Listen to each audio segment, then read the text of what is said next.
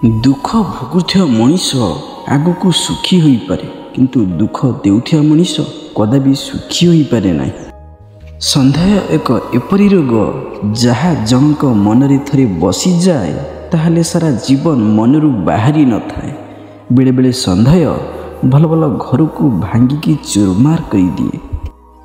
ଯଦି ସେହି ସମୟରେ ହସିପାର, ଯେଉଁ ସମୟରେ ତୁମେ ଭାଙ୍ଗି ପଡ଼ିଛ, ତାହେଲେ ମନେ ରଖ, ଦୁନିଆରେ କୌଣସି ଶକ୍ତି ବି ତୁମକୁ ହରାଇ ପାରିବ ନାହିଁ।